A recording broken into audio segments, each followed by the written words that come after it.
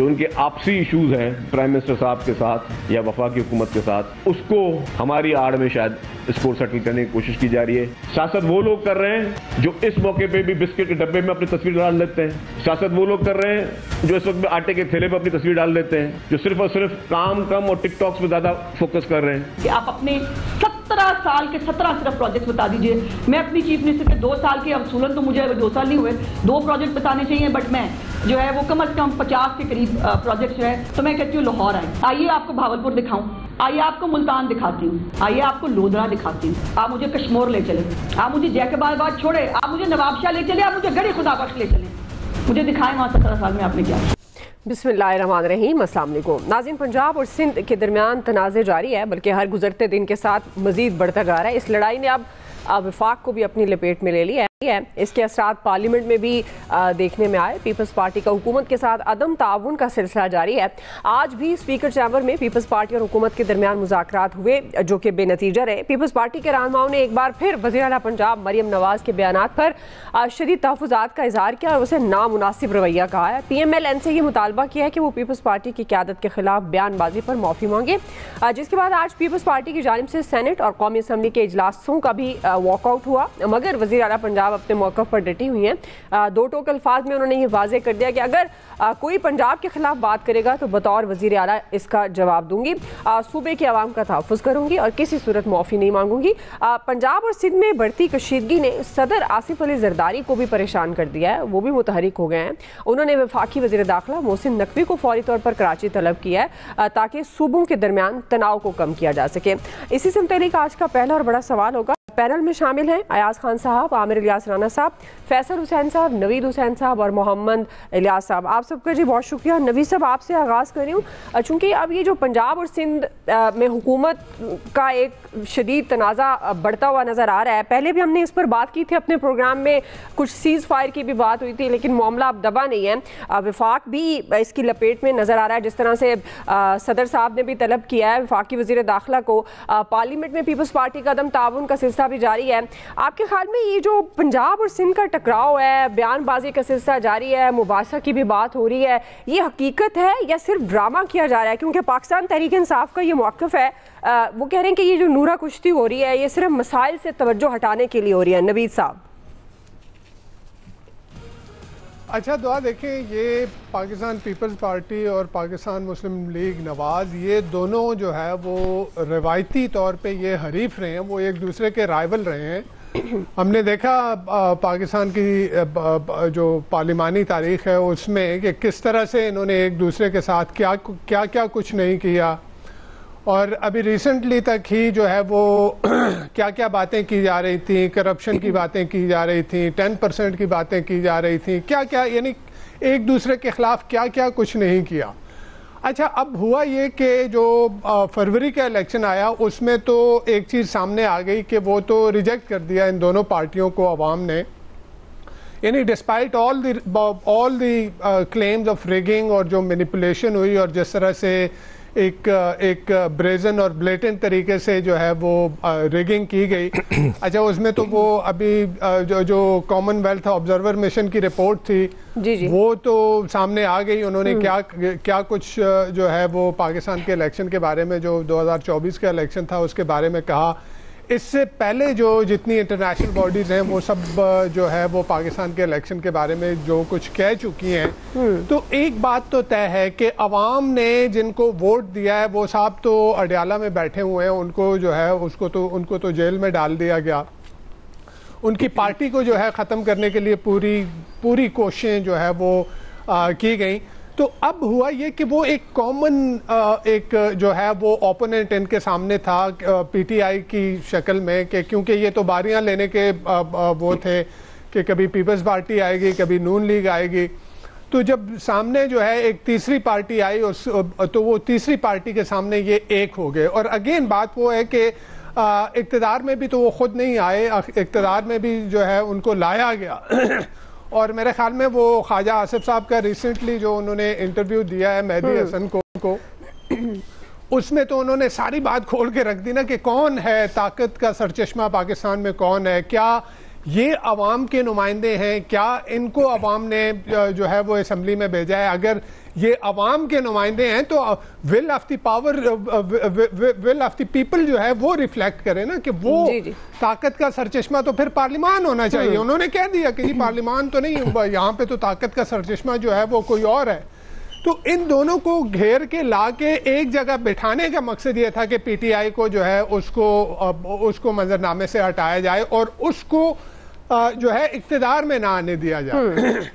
अब इन दोनों पार्टियों को ये पता है कि फ्यूचर जो है पीपल्स पार्टी जो है वो बिलावल भुट्टो जरदारी साहब को प्राइम मिनिस्टर ऑफिस में देखना चाहती है। नून लीग जो है वो मरियम नवाज साहिबा को जो है वो प्राइम मिनिस्टर हाउस में देखना चाहती है। और वो जब भी मुमकिन है कि इन दोनों पार्टियों में ही होना है कि रिवायती तौर पे ये जो 2 पार्टी सिस्टम रहा है इसमें या पीपल्स पार्टी जो है वो इलेक्शन जीतेगी या नून लीग जीतेगी और इन्होंने एक दूसरे के खिलाफ इलेक्शन लड़ना है। तो वो मेरे ख्याल में वो जो ट्रेडिशनल इनकी राइवलरी है, जो इनकी ट्रेडिशनल इनका आपस में जो चलता रहा है वो अब निकल के सामने आ रहा है। बिकॉज जैसे मैंने कहा कि पीपल्स पार्टी तो चाह रही है कि जी आगे बिलावल भुट्टो जरदारी साहब प्राइम मिनिस्टर ऑफिस में आए, लेकिन ये जो कुछ भी करें, अभी ये जो कुछ भी हो रहा है अगेन एक नोरा कुश्ती से ज्यादा कुछ भी नहीं है। क्यों नहीं है? रीजन बीइंग के जो लोग इनको इक्तदार में लेके आए हैं उन्होंने इस सिस्टम को चलाना है। सही। और उन्होंने जब तक ये इस सिस्टम को चलाना है उस वक्त तक ये चाहते ना चाहते हुए ये इसी तरह एक दूसरे के खिलाफ बयानबाजियां करते रहेंगे, एक दूसरे के खिलाफ मड स्लिंगिंग करते रहेंगे। यानी इश्यूज भी उठा के देख लेना कि जो स्टार्ट हुआ था कहां से कि जी वो आप BISP के थ्रू जो है वो फ्लड रिलीफ दें, और दूसरी तरफ जो है मरियम नवाज साहिबा वो चोलिस्तान कैनाल का इशू जिसको उनको पता है कि जी ये दुखती रग है सिंध की, तो उन्होंने उस चीज को उठाया। तो ये आपस में इनकी ये तो तकरार चलती रहेगी, ये नोरा कुश्ती चलती रहेगी, लेकिन गवर्नमेंट को कोई खतरा नहीं होगा उस वक्त तक के जब तक इनको इक्तदार में लाने वाले इस सिस्टम को चलाना चाहेंगे। तो ये चारों नाचार ये जो है ये इस गवर्नमेंट में एक दूसरे के एलाइज बने रहेंगे। जी फैसल साहब, अब ये हकीकत है या ड्रामा, लेकिन संगीन बातें हो रही हैं, खासतौर पर जिस तरह से अज़मा बुखारी साहिबा ने कहा कि बिलावल बतौर वज़ीर ख़ारजा प्राइम मिनिस्टर की जड़ें खोखली करते रहे। शर्जील मेमन कह रहे हैं कि मरियम चाहती है पीपल्स पार्टी हुकूमत को सपोर्ट न करे। वही बात जो नवीद साहब कह रहे हैं कि बात तो फंड से शुरू हुई, रिलीफ से शुरू हुई, फिर कारकर्दगी पर बयानबाजी और अब उसके बाद हुकूमत का इत्तेहादी होना, साथ देना ना देना, उस पर बात हो गई। अब तो सोशल मीडिया पर भी लोगों ने कारकर्दगी को शुरू कर दिया है मापना कि सिंध में कौन किस तरह की कारकर्दगी है हुकूमत की, पंजाब में किस तरह की है। तो आपको लगता है कि ये महज बयानबाजी तक ही बातें हैं या इसको संगीन समझना चाहिए? पार्टी ये समझती है कि मरियम साहिबा ये चाहती हैं कि वो गवर्नमेंट को पीपल्स पार्टी सपोर्ट ना करे, और पीपल्स पार्टी को मरियम साहिबा के रवैये से बहुत शिकायत भी है, तो पीपल्स पार्टी ना करे। क्यों उसको किसी ने रोका है क्या करने को? ना करे। या तो फिर आप बोलते हैं कि आपके हाथ में इख्तियार ही नहीं है कि सपोर्ट करने या ना करने का। अगर इख्तियार है तो ना करें। अगर आप समझते हैं मरियम साहिबा चाह रही हैं, हुकूमत भी मरियम साहिबा की है। बात यह है कि कारकर्दगी की जब बात होती है तो पीपल्स पार्टी के पास जो 17 साल की लाइबिलिटी है, जो उसका बोझ है, जिसको आप गुनाहों का बोझ कह सकते हैं ना, 17 साल में पीपल्स पार्टी के पास दिखाने को क्या है? बस सिंध का चेहरा कराची है, बल्कि पूरे पाकिस्तान का चेहरा कराची है, और सबसे ज़्यादा बदनुमा, सबसे ज़्यादा जो दागदार, एक ताफुन ज़्यादा शहर जो है वो कराची है। तो उसको किसने ये ताफुन ज़्यादा बदबूदार शहर बनाया?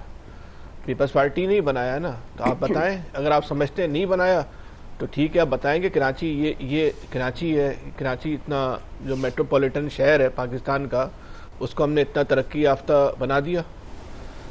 सिंध का और कराची का मसला ये, सिंध का जो वज़ीर आला है वो इस कराची को ओन ही नहीं करता आज तक।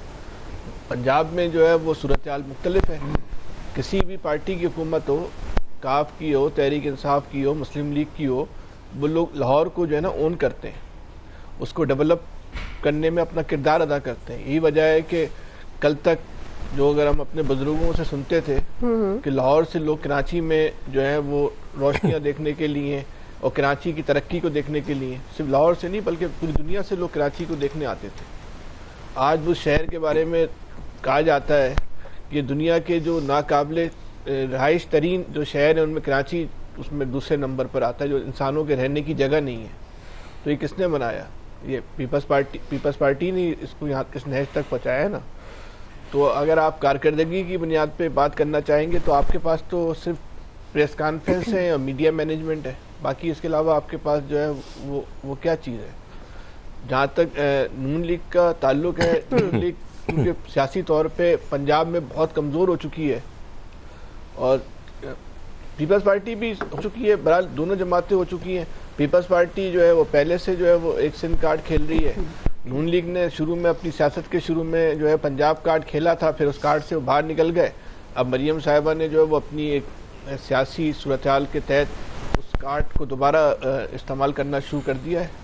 अब अभी मेरे अंदाज़ा नहीं है वो इस कार्ड में किस हद तक जो है वो कामयाब होती हैं, पंजाब के लोग उससे किस तरह मुतासिर होते हैं या नहीं होते। लेकिन इसमें अहम तरीन बात यह है जी जो खबरें आ रही हैं जो टीवी पे भी आज चली हैं कि नवाज शरीफ साहब जो है मुकम्मल तौर पे वो मरियम साहिबा की जो है ना उनके इस मौक़िफ़ की जो है ना वो सपोर्ट कर रहे हैं, उनके साथ खड़े हुए। लेकिन वज़ीर आज़म साहब जो वज़ीर आज़म भी हैं और मरियम साहिबा के वो चचा भी हैं, तो वो इस सारे मामले में उनका क्या मौक़िफ़ है? क्या वो मरियम साहिबा के बयान को ऑन करते हैं, उनके साथ वो खड़े हुए या नहीं खड़े हुए? अगर ये वाज़ेह हो जाए, इसकी वजाहत आ जाए, तो अब तक ये चीज़ तो बहरहाल सामने नहीं आई कि वज़ीर आज़म साहब किसके इस मौक़िफ़ मरियम साहिबा के मौक़िफ़ के साथ है या नहीं है। अगर वो आ जाए तो और भी ज़्यादा जो है ना वो सूरत चाल आ जाएगी। लेकिन दोनों जमातों को जो इलेक्शन हुआ है जी जो नवेद साहब ने भी आपको बताया, आज की तारीख में भी खुद फैसले करने का इख्तियार नहीं है, क्योंकि जिस तरह इलेक्शन हुआ, जिस तरह इनको जिताया गया, फैसले खुद नहीं कर सकते। बयानबाजी की हद तक इनको इजाजत मिल गई है, ये भी बहुत बड़ी बात है, ये कोई छोटी बात नहीं है, क्योंकि एमक्यूएम को तो शायद ये भी इजाजत नहीं होगी। अगर ये इस तरह भी इनको इजाजत मिल गई है तो इनको इस पर भी अल्लाह का जो है ना वो शुक्र अदा करना चाहिए। ये काफ़ी उनके साथ जो है वो रियायत बरती गई है कि इस हद तक वो बयानबाजी कर रहे हैं, और लोगों को तो ये भी इख्तियार हासिल नहीं है। ये सूरत लगता है कि और भी गंभीर होगी और हो सकता है कि ये किसी और जगह बैठ जाए। लेकिन अगर ये संजीदा लड़ाई है तो फिर तहरीक इंसाफ ने बड़ी अच्छी ऑफर की है उनको आज पीपल्स पार्टी को कि आप हुकूमत के खिलाफ तहरीक अदम एतमाद लेकर आ जाएं, हम उसकी हिमायत कर देंगे। अगर वाकई आप संजीदा हैं तो ठीक है, तो तहरीक इंसाफ की ऑफर को आप कबूल कर लें। जी आमिर साहब, नवीद साहब ने बात खत्म की थी, वो कोई और है। नवीद साहब का तज्जिया बड़ा दबंग होता है, लेकिन वो कोई और की वजाहत कर देते तो हमें बड़ी आसानी होती कि बात बढ़ाने में कि वो कौन है जिसने ये सब कुछ किया। और जो फैसल भाई अभी बात कर रहे थे कि पीटीआई कह रही है कि अदम एतमाद लाओ, भाई पीटीआई को अदम एतमाद में साथ देने की क्या जरूरत है? आपको तो पीपल्स पार्टी ने ऑफर की थी फरवरी के इलेक्शन के बाद कि आप हुकूमत बनाए, हम आपके साथ बैठेंगे। पीटीआई ने जब इनकार किया तो वो पीएमएलएन के साथ चले गए। तो ये तो पीटीआई को सियासतदान जो इनके बैठे हुए इनको सोचना चाहिए कि किस वक्त कौन सा फैसला करना है। इनका ख्याल ये था कि तो हम मुल्क दिवालिया करने की तरफ ले गए थे, फिर आके कसरें नहीं रह गई, बस इस दौर में तो ऐलान होगा, तो ये भाग गए। इन्होंने कहा नहीं इक़्तिदार में नहीं आना, और इमरान खान ने इजाजत भी नहीं दी थी। तो ये तो बात है कहने की, लेकिन जो असल बात है अदम एतमाद की तो जरूरत ही नहीं है। ये मैं 10 दफा कह चुका हूं, प्रेसिडेंट एक लेटर लिखेंगे प्राइम मिनिस्टर को कि जनाब आप एतमाद का वोट लें, बस खत्म, पीपल्स पार्टी हट जाए। फिर पीटीआई के साथ बाकी कितनी जमातें जाएंगी, पीपल्स पार्टी कितनी जाएगी, फिर एमक्यूएम कहां खड़ी होगी, फिर बीएपी कहां खड़ी होगी, क्योंकि 4-5 वोट सादा अक्सरियत के लिए शहबाज शरीफ को जरूरत है, इससे ज्यादा की गैप नहीं रहा। तो ये बात इनको भी पता है। बात सीधी सी बात है कि एस्टेब्लिशमेंट समझौते में शामिल थी। जब ये मामला तय हुआ कि सदर आप बनेंगे, चेयरमैन सेनेट आप बनेंगे, पंजाब का गवर्नर आपका होगा, केपी में गवर्नर आपका होगा, इदारों के कुछ के सरबराह आपके होंगे, और किस तरीके से हुकूमत होगी, वो सारी की सारी मामला तय कराए गए थे। गारंटर भी वही हैं। तो आज जो सदर मुमलिकत ने, जिसको बेटा भी कहते हैं मोहसिन नकवी को, और प्यार से बड़े बुलाते हैं, ये पब्लिकली प्रेस रिलीज देने की जरूरत नहीं थी। वो जिसको पीटीआई नूरा कुश्ती कह रही है, उसको थोड़ा सा मैं एलेबोरेट भी करता हूं ना कि ये नूरा कुश्ती है और जाहिर है पीटीआई इररिलेवेंट हो रही थी इस लड़ाई में। तो उन्होंने सोचा कि हम, क्योंकि ये काम सारे अपोजिशन वाले जो पीपल्स पार्टी पंजाब के हवाले से कर रही है, ये तो पीटीआई को करने थे ना। जो भी तनकीद करनी थी, जहां पे भी नजर आना चाहिए आवाम के लिए, वहां पीटीआई तो गायब है। एकदम यार लोग आ जाएंगे कि जो उन्हें तो कुछ करने नहीं देते। भाई इस्लामाबाद में रोज प्रेस कॉन्फ्रेंस करते हैं, आपके ऊपर किसी ने बैन लगाई है प्रेस कॉन्फ्रेंस करने पे? आप पंजाब पे अगर आप सबूत के साथ बात करना चाहते, आपके लोग मकामी लोगों पे जाते, सोशल मीडिया पे सब चीज आ जाता, आप कहते नेशनल टीवी नहीं देता, हम पे इल्जाम आना ना कि जी हम नहीं दिखा रहे, तो हम तो सब प्रेस कॉन्फ्रेंस इनकी दिखाते हैं। लाहौर में करते हैं, मुल्तान करते हैं, बावलपुर करते हैं, इस्लामाबाद में करते हैं, पेशावर में करते हैं, कराची में करते हैं, सब आती हैं, असम्बलियों की भी आती हैं। तो पीटीआई अपने किरदार से जो अपोजिशन का, एक तो पार्लिमानी पार्टियों से, स्टैंडिंग कमेटियों से भाग गए, पब्लिक अकाउंट्स कमेटी से निकल गए। इमरान खान साहब ने इनको इस बात पे आंका हुआ है कि जो कहूंगा करोगे, फिर बाद में दाएं बाएं बताते फिरते हैं कि यार ये देखा वो हमारा लीडर सुनता नहीं है। तो पीटीआई की तो बात ये होगी। पीपल्स पार्टी का मसला ये बन गया है, आपको पता है हम बार बार करते हैं कि जिले मांग रहे थे ये पंजाब में, जहां पे इनके बंदे थे कि ये एसपी और डीसी हमारी मर्जी के लगे। मरियम नवाज ने कहा नहीं, ना मैंने पीएमएलएन के लोगों की मर्जी के लगाए हैं, ना आपकी मर्जी के लगेंगे। मैंने गवर्नर पंजाब के वाले से बात की थी सुबह, उनके पीआरओ का भी फोन आया कि नहीं हमें मरी का पंजाब हाउस नहीं दिया गया। जो मेरी इत्तला थी कि वो इनको दिया गया है गवर्नर साहब को, क्योंकि इन्होंने मांगा था कि जी वहां मेरे गेस्ट वगैरह आएंगे तो आप मुझे वो दे दें पंजाब हाउस मरी। तो इन्होंने गवर्नर साहब के बंदे का फोन आया था मुझे, कोई विर्क साहब थे, कह रहे थे कि जी वो उन्होंने मैसेज दिया आपके लिए कि ऐसी कोई बात नहीं, लेकिन मैं डाटा निकलवा रहा हूँ कि किसके गेस्ट कितने दफा गए हैं वहां पे। मैं उनकी राय का एहतराम करता हूँ, बिल्कुल उन्होंने अपनी राय का इजहार किया है। लेकिन ये जो बीआईएसपी के ऊपर आई है ना, देखे बिलावल जब गए हैं, यूसुफ रजा गिलानी गए हैं, ये तमाम इदाद-ओ-शुमार जारी हो जाएंगे। गिलानी बरादरान ने और गिलानी फैमिली ने जिस जगह जितने खुराक के बंदे कहे, वंडा कहा, सब कुछ इनकी मर्जी के मुताबिक इनको पीएमएलएन की गवर्नमेंट ने दिया और कोई इतराज नहीं हुआ। जब कसूर गए वहां पे तमाम फैसिलिटेशन की गई बिलावल भुट्टो की, उन्होंने तारीफ की। लेकिन उसके बाद जब ये बीआईएसपी का शुरू हुआ तो मरियम नवाज ने ये कहा कि भाई, और आज भी उन्होंने पंजाब कैबिनेट से 10-10 लाख, 5-5 लाख, 50,000 रुपए अप्रूव कराए। देखे जो बीआईएसपी है ना, वो इंतहा गुर्बत के लोगों के लिए है जिनको आप अब 13,500 रुपए महीना देते हैं। तो वो तो इस सैलाब में सिर्फ वही लोग नहीं ना गए, सैलाब में तो अच्छे भले लोग चले गए, जिनके घर गए, जिनके जानवर गए, तो वो सारे को बीआईएसपी पे तो नहीं गुजारा कर रहा था पंजाब। तो उन्होंने इस पे कहा कि आप हर चीज का मर्ज ढूंढते हैं और वो डाटा सिर्फ उन लोगों का है। ये डाटा तो नया है जो कि बन रहा है, शायद 17 तारीख तक अभी तय होना है। हर जिले में टीमें निकाली हैं। उन्होंने रसूल अकरम सल्लल्लाहु अलैहि वसल्लम का नाम लेके कहा कि भाई आप लोग सच बताएंगे किसी तासुब के बगैर। जिन लोगों की जिम्मेदारी लगी कि आप लोगों ने बगैर सियासी तासुब के कौन नुकसान में गया है, किसको पैसे चाहिए, आप हमें डाटा दें। अच्छा, ये सारी के बाद जब पीटीआई पीपल्स पार्टी मुसलसल, जो फैसल साहब बात कर रहे थे, बगैर बात किए पंजाब के ऊपर तनकीद कर रहे थे, और फिर ये चंद साहब जिनकी मसला बना हुआ है शोएब भरत और उनसे जो चूंकि वो भांजे लगते हैं चीफ सेक्रेटरी जाहिद जमान के, उनकी वजह से वो बहुत ज्यादा तनकीद करते हैं। ये भी एक पार्टी के अलावा जाती मसाइल भी बन गए हैं इनके आपस में हल्के की बुनियाद पे, तो वो बहुत निशाना बनाते हैं। फिर मरियम नवाज ने ये फैसला किया और ये कोई ऐसा नहीं हुआ, डेलिब्रेट फैसला है। और जब शहबाज शरीफ गए हैं नवाज शरीफ के पास, वहां मरियम नवाज जाती उमरा में मौजूद नहीं थी। ठीक ठीक जी, आया साहब। देखिए, मुझे तो ये बाकी सारा तो ये अच्छा है, रौनक लगी हुई है, मज़े की चीज़ें चल रही हैं। मुझे वो नकवी साहब के साथ ज्यादती बड़ी बुरी लगी आज। क्या? यार, एक बंदा सेनेटर मोहसिन रजा नकवी अमन अमान की बर्बाद होती सूरत हाल के लिए परेशान रहते हैं। वो हर वक्त इजलास करते रहते हैं, बयानात जारी करते रहते हैं। क्रिकेट उनकी आंखों के सामने तबाह बर्बाद हो रही है, उसके लिए यकीनन वो परेशान रहते होंगे। और अब रही सही कसर जरदारी साहब ने पूरी कर दी। ज़ाहिर है वो चूँकि उनको बेटा भी कहते हैं, तो वो उन्होंने तलब कर लिए कि भाई आ जाओ, ये और किसी के पास होगी नहीं, ये तुम ही ख़त्म करा सकते हो। तो जाहिर है जब ये सिस्टम की किसी सिस्टम की गारंटी जो होती है, उसमें कुछ लोग ऐसे होते हैं इम्पोर्टेंट कि वो कर सकते हैं कुछ, इसलिए जरदारी साहब ने सोचा होगा कि चलें, बाकी तो ये मामला हल नहीं हो सकता। अब मसला क्या है, पीपल्स पार्टी नहर का मसला हो गया, फिर वो सूबों की बात हो रही है, ज़ाहिर है वो भी काबिल कबूल नहीं है। और पीपल्स पार्टी को अगर इस तरह की कोई लड़ाई छेड़नी थी तो वो बहुत अरसा पहले छेड़नी थी, जब ये मखसूस नशस्तों वाले अभी फैसले नहीं आए थे। जब वो आ गए, अब पीपल्स पार्टी के पल्ले ही कुछ नहीं रहा, शोर मचाते रहे। मरियम नवाज साहबा को भी समझ आ गई कि अब ये शोर मचाने के सिवा कुछ नहीं कर सकते, इनके पल्ले ही कुछ नहीं है। ज़ाहिर लाए ना अदम एतमाद, उसका फ़ायदा ही कोई नहीं होना। वो इतने ज़्यादा वोट मैनेज हो गए थे, ये तो 4 वोट है, ये तो इशू ही नहीं है ना मैनेज करना। और फिर कल को अगर कोई बड़ी तरमीम हमने करानी होगी तो वो करा लेंगे, नकवी साहब मौजूद हैं अल्लाह के फजल से वहाँ। उनका एक मैसेज ही जाना ना कि जी ये 27वीं तरमीम है, ये 28वीं है, 29वीं है, और पीपल्स पार्टी उससे कैसे इनकार कर सकी। तो अब वो कहते हैं ना, वो जल बिन मछली, पीपल्स पार्टी की कुछ कैफियत वैसी हुई भी है और नून लीग उसको एंजॉय कर रही है। प्राइम मिनिस्टर साहब यकीनन वो नहीं चाह रहे होंगे कि ये चीज़ें इस हद तक ख़राब हों। ज़ाहिर है उनको चूँकि प्राइम मिनिस्टर लगाया हुआ है इस मुल्क का, तो उन्होंने तो ये सोचना है कि ये चीज़ें इस तरह से ख़राब नहीं होनी चाहिए, ठीक होनी चाहिए। लेकिन नवाज शरीफ साहब को नज़र आ रहा है कि भाई उनकी बेटी ठीक जा रही है अल्लाह के फजल से।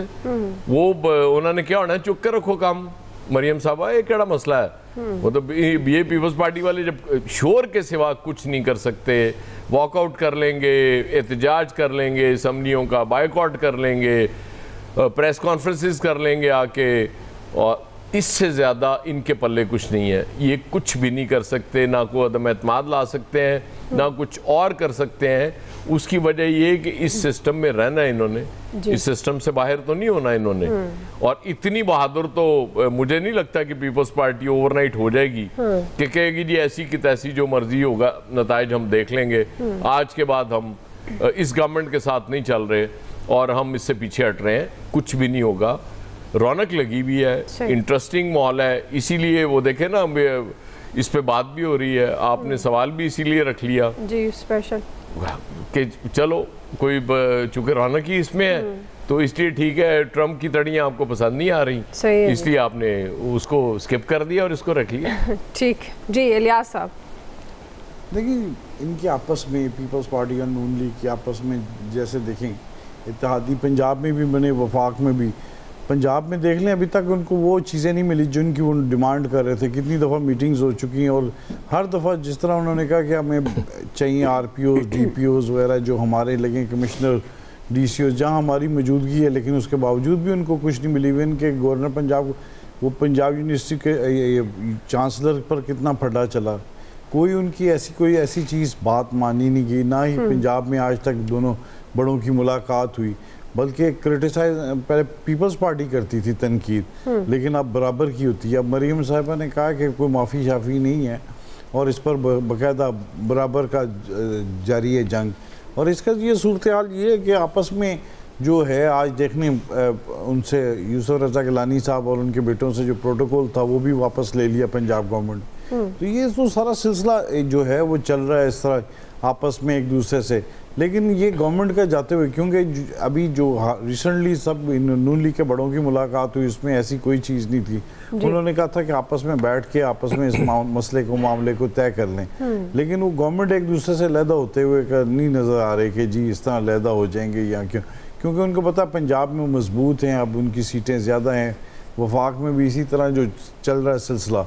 तो इस तरह ये अब कुछ ऐसा नहीं है, लेकिन ये एक दूसरे पर क्रिटिसिज्म करते रहेंगे। जाहिर है एक दफ़ा पंजाब की जानिब से बताया जा रहा है कि वफाक से जो मिलता है NFC के तहत उसको सूबों में लगाएं आपस में। बेसिकली ये सियासत है, इसमें आपस में बता रहे हैं कि इनकी कारकर्दगी पंजाब की नून लीग की बेहतर है सिंध से बनस्बत, और सिंध वाले बताने की कोशिश कर रहे हैं एक दूसरे से, क्योंकि इनके पास तीसरा तो कोई लड़ने के लिए ना इनके खिलाफ कोई बोलता है। तो फिर ये आपस में ही बोलेंगे और आपस में ही अपने साथ कंपैरिजन करके एक दूसरे से अपने दिखाएंगे कि कौन किससे ज़्यादा बेहतर काम कर रहा है। तो ये सिलसिला भी चलता रहेगा इनके आपस में। पता है कि अलहदा नहीं होना और इन्होंने इकट्ठे ही रहना है, लेकिन ये बता रहे हैं कि पंजाब बेहतर तरीके से काम कर रहा है और पानी अच्छे तरीके से जो सैलाब का है उसमें ज़िलों को डुबोया गया है। ठीक सही है, चलें जी पॉइंट आ गया। ब्रेक लेते हैं नाज़रीन, ब्रेक से वापस आएंगे।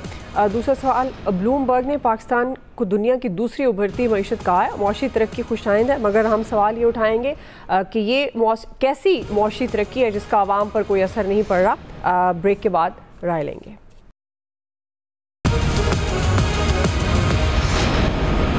वेलकम बैक नाज़रीन। ब्लूमबर्ग की रिपोर्ट के मुताबिक पाकिस्तान दुनिया का वाहिद मुल्क है जिसने गुज़श्ता एक साल के दौरान मुसलसल बेहतरी दिखाई है। नाज़रीन ये खबर खुशाइंद भी है और हैरान कुन भी, क्योंकि मुल्क में महंगाई मुसलसल बढ़ रही है। वफाकी इदारा शुमारियात के मुताबिक सितंबर में महंगाई में इजाफे की शरह 5.6% रिकॉर्ड की गई है, जो अगस्त के मुकाबले में 2% ज़्यादा है। आलमी बैंक ने भी ये दावा किया कि पाकिस्तान में गुर्बत में तशवीशनाक हद तक इजाफा हो गया है। गुज़श्ता 3 साल में गुर्बत 7% बढ़ गई है। आमिर साहब, इस पर मैं आपसे करूँगी, चूँकि ये जो किसी उभरती मईशत और तरक्की की बात की खासतौर पर ब्लूमबर्ग के हवाले से हम बात करें, लेकिन ये कैसी उभरती मईशत और तरक्की है जिसका आवाम पर कोई असर नहीं पड़ रहा? मौशी बेहतरी है अगर, तो आवाम बदहाल क्यों है? आवाम को उसका फ़ायदा क्यों नहीं मिल रहा?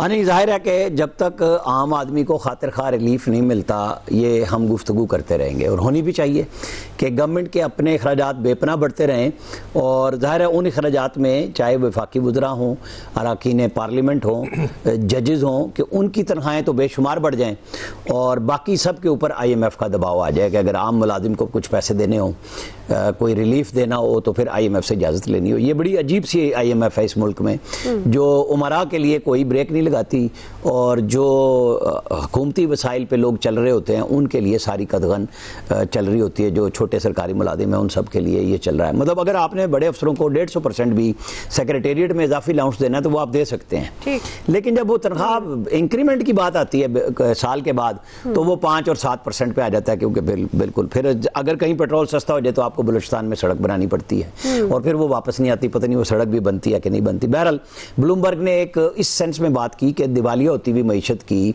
पेशीन गोइयां की जा रही थी और कोशिश भी की जा रही थी इस मुल्क के अंदर से भी और बाहर, तो दायरा है लोग करते ही हैं, दुश्मन है।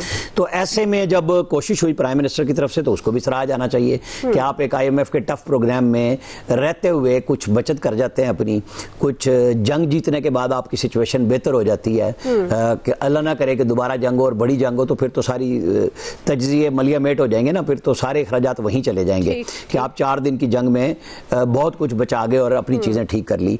बहरहाल गवर्नमेंट को अपनी सिमत और बेहतर करनी चाहिए।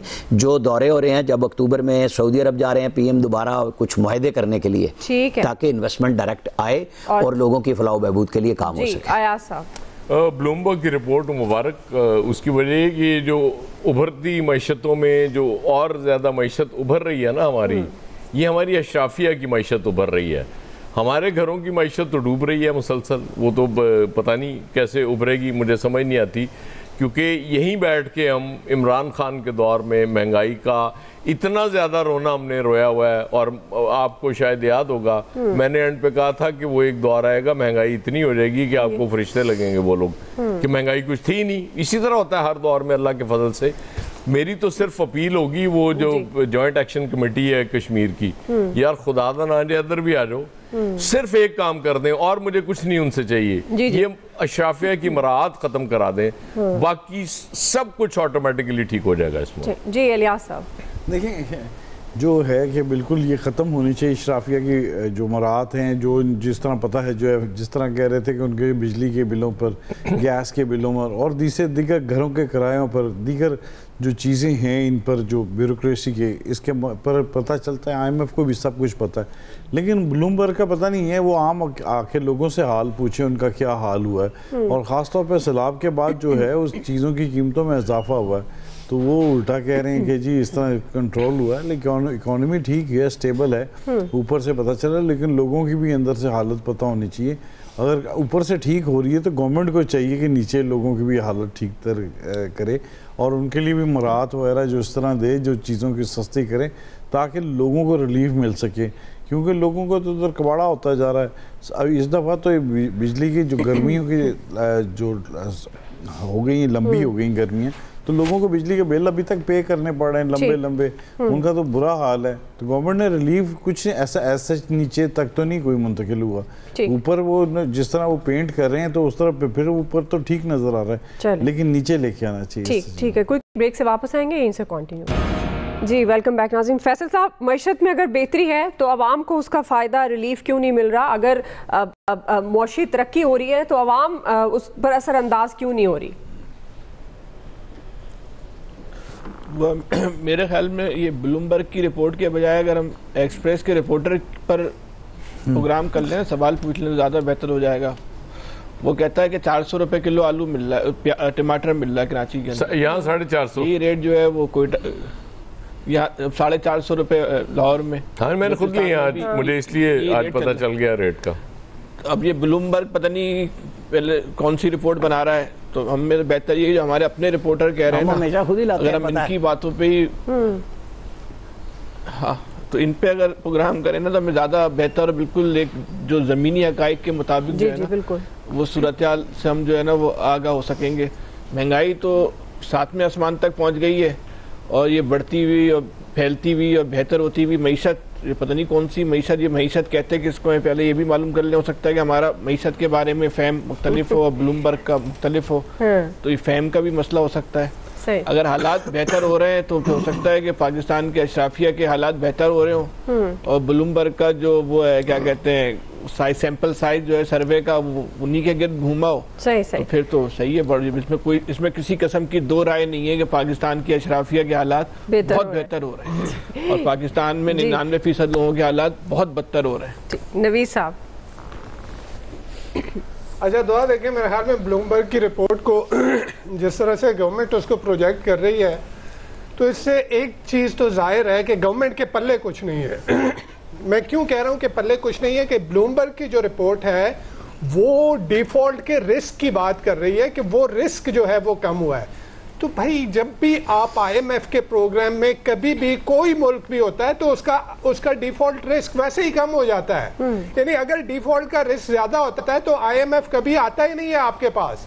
तो ये एक अजीब सी मंतक लेके आए और जिस तरह से उसको प्रोजेक्ट किया जा रहा है गवर्नमेंट की सतह पे, तो ये बड़ा हैरान कौन है और लोगों को भी बेवकूफ़ बनाने के लिए वो जिस तरह से उसको प्रोजेक्ट कर रहे हैं। फिगर्स देखें तो फिगर्स आपके सामने है। यानी अब IMF के साथ मुज़ाकरात में जो है IMF ने ये बात उठाई कि दो गवर्नमेंट के इदारे हैं, उनके दोनों के फिगर्स में, ट्रेड के फिगर्स में जो है वो तकरीबन 10 अरब डॉलर से ज्यादा की जो है वो डिस्क्रिपेंसी है। जी जी। यानी आप अभी आपके सामने जो है वर्ल्ड बैंक की रिपोर्ट आई थी। वर्ल्ड बैंक की रिपोर्ट ने कहा कि पाकिस्तान में पॉवर्टी रिडक्शन का जो मॉडल है वो फेल हो गया। पाकिस्तान में 10 करोड़ से ज्यादा लोग जो है वो गुर्बत की लाइन से नीचे खत्म हो गया। आप सबका बहुत शुक्रिया। एक्सपर्ट से इतना ही, ख्याल रखिए। अल्लाह हाफ़िज़।